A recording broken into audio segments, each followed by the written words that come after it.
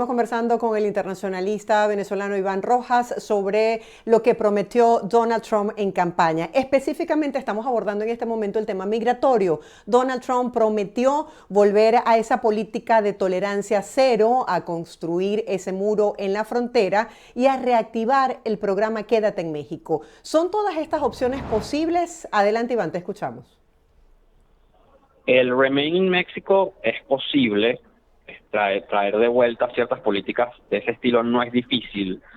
El muro siempre ha sido más una herramienta discursiva. ¿Por qué? Ya existen secciones de la frontera con muro. El presidente Trump construyó algunas más, pero es algo, digamos, pequeño, ¿no? Es más simbólico ese discurso del supuesto muro que otras cosas. Algo muy interesante que probablemente va a pasar, y ya lo vimos en el cambio de Trump a Biden, es que por el hecho de haber ganado Trump, es probable que los cruces de frontera solos bajen por la expectativa de la gente de que va a ser peor recibida. He visto ese fenómeno en los cambios de administración en los últimos años. Ahora, Iván, muchas personas se preguntan por qué el voto latino fue hacia Trump, aun y cuando algunos consideran que su discurso ha sido básicamente anti-inmigrante. ¿Fue esta una estrategia que le permitió conectar, que le ha funcionado? Primero recordemos que el latino en Estados Unidos es muy diverso. No tienen todos los mismos orígenes nacionales, ni los mismos orígenes de clase social, ni tienen la misma cantidad de todos de tiempo en Estados Unidos. Entonces hay varias razones. Primero, hay latinos que son bastante más conservadores que el votante promedio. Entonces, toda esta situación de la agenda social de los demócratas, los derechos de la población LGTQ+, los derechos trans sobre todo, todas esas cosas, incluso el aborto, desencantan a algunos votantes latinos. Luego, muchos votantes votan centrados en la agenda económica. Independientemente de las propuestas y políticas que haya ejercido la administración Biden, la percepción de la economía es negativa. Y cuando la percepción de la economía es negativa, la gente tiende a votar en contra del partido de gobierno. Digamos, eso es uno de los fundamentos más básicos de las elecciones. Quizás con toda la energía y todo el centimetraje que genera Trump a nivel mediático, no estábamos pensando en los, digamos, fundamentales más sencillos. La gente no le gustaba cómo estaba yendo la economía, sea culpa de la administración que está en este momento o no. Y Trump vivió, sea su responsabilidad o no, un periodo antes de la pandemia de mucha estabilidad económica. Entonces mucha población lo asocia con eso, y al latino le importa mucho eso, los llamados pocketbook issues. Si hay suficiente para llevar comida a la mesa, si hay suficiente para impulsar un negocio, si hay suficiente para adquirir una vivienda.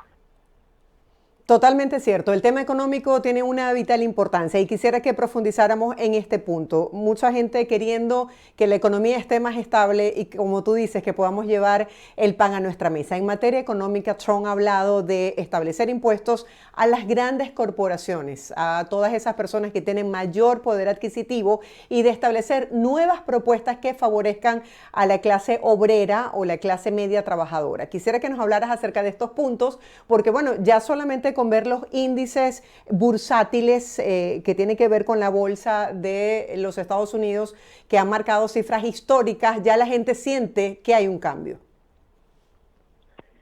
Sí, durante su administración pasada, lo que el presidente Trump se centró sobre todo fue en favorecer que las empresas aumentaran sus márgenes, cortar impuestos a las empresas, facilitar, quitar regulaciones. Eso hace que las empresas sí puedan generar más ingresos. La crítica a esa visión, que bueno, un debate económico en Estados Unidos de hace décadas, es que las empresas no necesariamente por estar en un mejor momento van ni a bajar precios, ni a contratar más personas, ni a invertir más en capacidad productiva. Entonces, siempre es cuestionable hacerlo de esa manera. Si el presidente Trump va a cambiar de rumbo en esta administración con impuestos, que es algo que los republicanos siempre le han tenido bastante recelo al tema de aumentar impuestos, bueno, esa es otra cuestión. Otra política que, digamos, ha sido muy recitada por el presidente Trump en su campaña y que puede ser peligrosa es el tema de los aranceles.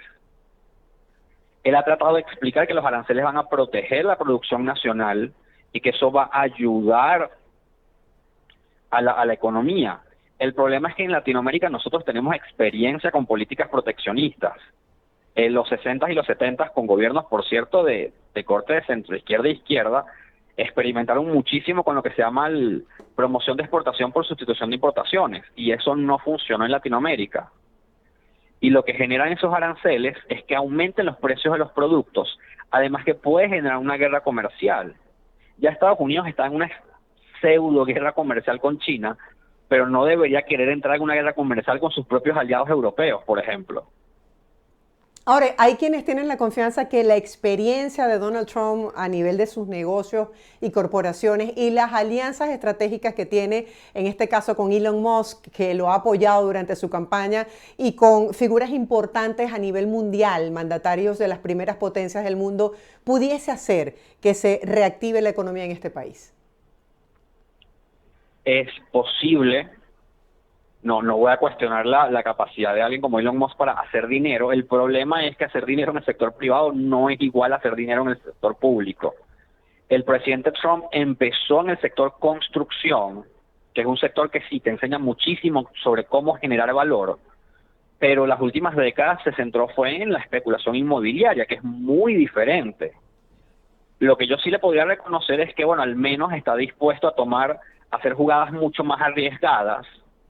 A veces los políticos tradicionales juegan muy seguro y a veces las políticas atrevidas son necesarias.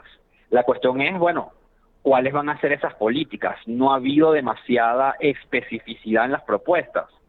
Quizá con un equipo de asesores sólido y que las ideas que a veces se tildan de locas sí estén en la mesa, se puede lograr algo, pero no hay en este momento una agenda económica clara por parte del presidente Trump.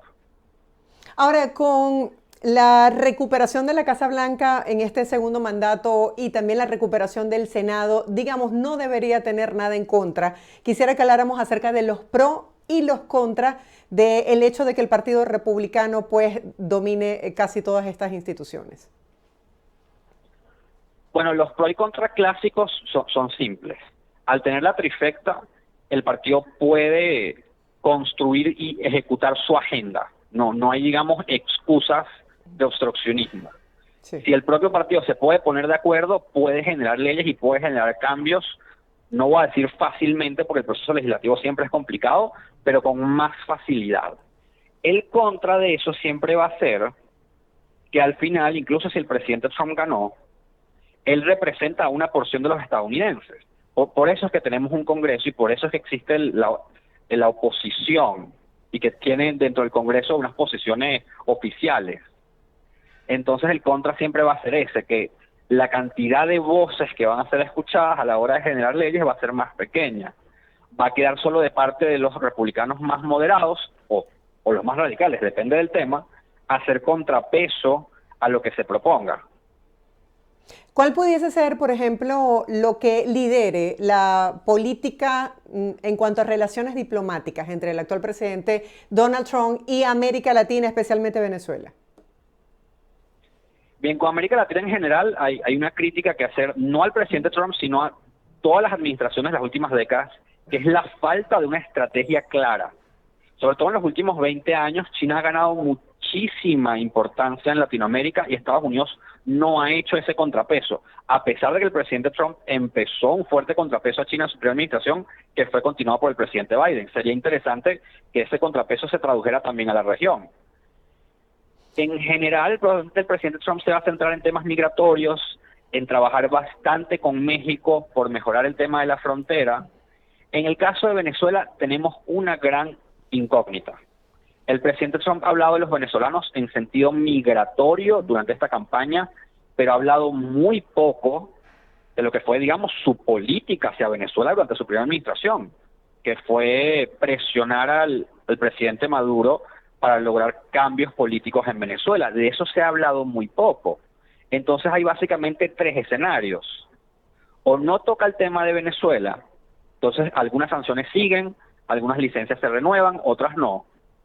Vuelve al escenario de 2017 en adelante, que es endurecer las sanciones y volver a la máxima presión, que los propios funcionarios de la administración admitieron no funcionó, o buscar un acomodo con Maduro.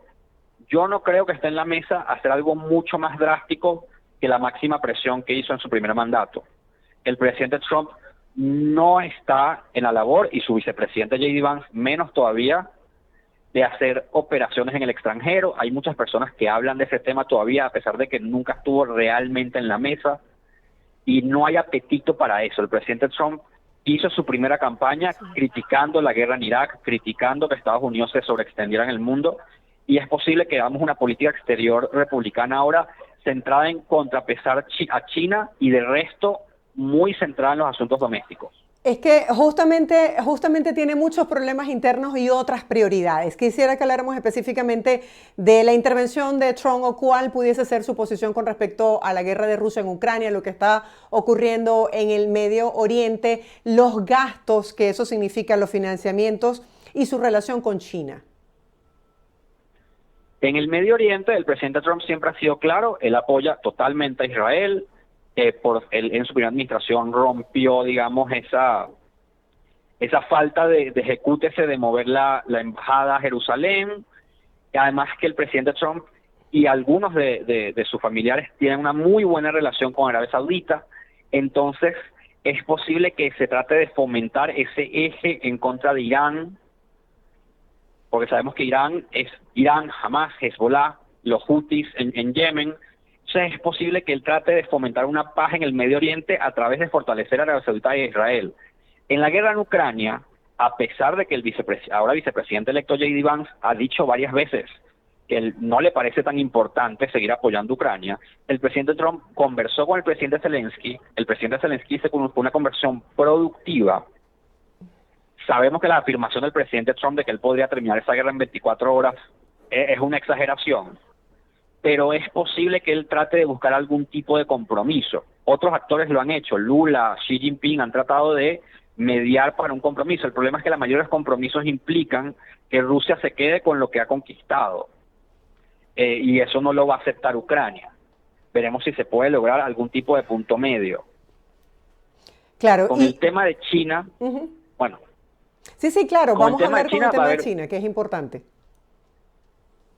Sí, es que es el tema más importante. De hecho, si leemos algunos artículos que han escrito algunos asesores que tiene Trump en política exterior, nos vamos a dar cuenta que la idea del pivote a Asia, que no empezó ahorita, empezó con la administración Obama, gana más fuerza en este momento. La idea de que China es el rival a contrapesar en el sistema, que Rusia es secundario respecto a China por una cuestión del tamaño y el nivel de amenaza que presenta, y que Estados Unidos no tiene por qué usar tantos recursos en Europa. Entonces vemos una administración que probablemente va a ser más austera en su uso de las herramientas y los recursos a nivel internacional, pero que va a volcar los que tiene hacia el Pacífico. Esa parece ser el primer viso de visión que vamos a tener en la política exterior. Va a haber otros temas, por supuesto, va a haber otras situaciones, pero ese me parece es una de las líneas conductoras que estoy viendo en muchos asesores del presidente. Ahora, el actual presidente Trump ganó también el voto popular. ¿Qué consideras tú que fueron esas políticas o anuncios que hizo durante la campaña que le permitió conectar con la clase obrera? Porque vamos a estar claros, todas estas son medidas macroeconómicas, pero a nivel microeconómico, ¿qué es lo que le pega a la gente en el bolsillo? La posibilidad de pagar su renta, o la posibilidad de llevar comida a su mesa, o una posibilidad de trabajo. ¿En qué se va a traducir? A ver, recordemos que la gente en este momento y en muchos momentos no vota por una agenda de políticas públicas. La gente vota por un candidato que sientan que reconozca y entienda cuáles son los problemas. Los demócratas hablaban de recuperación, hablaban de que la situación estaba relativamente bien, y muchas personas en la clase trabajadora no sienten eso. Sí, la inflación empezó a bajar, pero los efectos de esos precios que ahora son más altos no se deja de sentir. Entonces, que el presidente Trump tuviese un discurso algo más sombrío de que la situación está mal, de que la economía no está bien, de que hay que hacer algo urgente, incluso si él no fuese demasiado específico en qué había que hacer, resonó con la gente. Eso lo sumamos al tema de la migración, donde la presión migratoria ha afectado a bastantes ciudades que son bastiones demócratas, que los demócratas ganaron, pero con márgenes más pequeños de lo normal. Ahí tienes una explicación. Y en tercero, que es algo importante, con el tema del aborto, que fue un tema que ayudó mucho a los demócratas en 2022, hubo un cambio porque muchos votantes se dieron cuenta que podían proteger a nivel de estados los derechos reproductivos sin necesidad de votar por los demócratas a nivel federal. Y de hecho eso se ve en los números. Ya hay estudios con los datos que tenemos de que en muchos estados casi un tercio de la gente que votó a favor en las múltiples medidas legislativas que había en los estados, un tercio de las personas que votó a favor de los derechos reproductivos también votó a favor de Trump. Entonces los demócratas creo que se confiaron en un tema que podía votarse por separado de la elección federal. ¿Y en qué consideras tú que se van a traducir esas votaciones? ¿Cuáles fueron esos puntos que resonaron con el elector estadounidense? Con el elector estadounidense resonó, como dije, que la situación es grave, que la situación es difícil, que hay que hacer un cambio de rumbo. Eso resonó bastante con el votante. El pesimismo, según Gallup, está en un histórico alto en este momento en Estados Unidos. Solo hay un 28% de la gente que piensa que el país está bien. Eso resonó absolutamente. La idea de controlar la migración resonó muchísimo. De hecho, con los estudios de exit poll que se tienen, la gente que le preocupa el tema migratorio votó más del 80% por Trump. En temas de política exterior, que fue más 50-50, resonó la idea de Estados Unidos todavía sigue gastando demasiada energía afuera del país. Necesita gastar esa energía adentro. Y Trump, mal que bien, promete eso, aunque no sea demasiado específico. Entonces, lo que Trump vendió fue una visión a grandes rasgos, sin importar que no haya tenido demasiadas políticas específicas, que las tuvo, ojo, en algunos aspectos, como el tema de quitarle los impuestos a las propinas. Pero esas políticas específicas fueron más como un condimento. Lo general fue una visión de país preocupado por los asuntos de la clase trabajadora. Eso es lo que vendió Trump y que los demócratas no supieron vender. Entiendo. He visto algunos análisis que dicen que, número uno, pues las encuestas tuvieron un gran margen de error en comparación con la amplia victoria de Donald Trump. Y por el otro lado, señalan que la gente es capaz de perdonarle todo a Trump y por eso votaron por él. Estaban hablando acerca de todos estos casos judiciales, penales. No importó porque la gente tiene la confianza en la credibilidad de que Trump va a cambiar la economía de este país. Quisiera conocer tu análisis con respecto a esto. Ok, dos cosas. Las encuestas mostraban básicamente un empate, algo así como 49-48, 48-48, depende de la encuesta. El presidente Trump, no tenemos todos los votos contados, pero está alrededor de 51. Eso no es un grave error de las encuestas, ese es el margen de error. El margen de error es alrededor de 3 puntos, en cualquiera de las dos direcciones. De hecho, esto es lo que se esperaba y es lo que se decía. Un margen de error, el margen de error, si se cumplía hacia una dirección u otra, 2 o 3 puntos, iba a ser una victoria cómoda para cualquiera de los dos lados. Ahora, con la percepción del presidente Trump, ¿qué pasa? Los demócratas han pasado y han gastado demasiada energía tratando de decirle a la gente lo malo que es Trump. Anecdóticamente, conversando con muchas personas, muchos latinos, que votaron por Trump o que no votando por Trump, porque no pueden votar, pero les agrada Trump, siempre es lo mismo. Él no me parece bueno, pero siento que es mejor opción para el país. Eso se repite muchísimo. Y es lo que pasó en 2016. Mucha gente, a pesar de que no le gustaba el presidente, igual votó por él, porque sienten que igual va a resolver los problemas. ¿Y cuál es el contrapeso? Que puede ser justo o puede ser injusto, que muchas personas visualizan al presidente Biden o la vicepresidenta Harris igual como personajes que no son creíbles, porque hay mucha desconfianza hacia las instituciones. Hay un gran nivel de separación percibida por la gente entre la élite política y el ciudadano de a pie. Entonces, no, y es difícil convencer a la gente de esto, entre lo que ellos perciben como dos malas opciones, es mejor el que por lo menos ellos perciben que quiere resolver y quiere cambiar la situación. Otra vez, esta narrativa puede sonar injusta para muchos, pero es lo que perciben muchos votantes. Sí, Trump también en este discurso de la victoria decía que iba a lograr unir de nuevo al país. Quisiera que habláramos un poco acerca de esa fecha, después del 20 de enero, que asuma la presidencia de los Estados Unidos. ¿Cuáles considera, según lo que han sido sus anuncios y lo que fue su discurso, una vez que se supo que era el presidente electo de los Estados Unidos, de esos cambios que él impondrá en esta nueva gestión? Bueno, es difícil que el país se una. Estados Unidos tiene básicamente toda mi vida en un proceso de creciente polarización desde principios de los 90 y está en un punto en que es difícil. Si el presidente Trump ejecuta su agenda migratoria, eso va a generar rechazo en muchos sectores.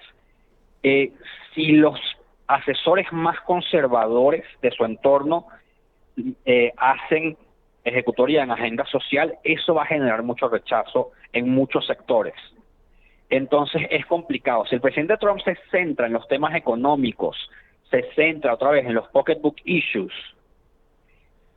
sí, hace una política migratoria más dura, pero no excesivamente restrictiva, el país puede darle un nivel de apoyo relativamente alto a efectos del mundo y país polarizado en el que vivimos.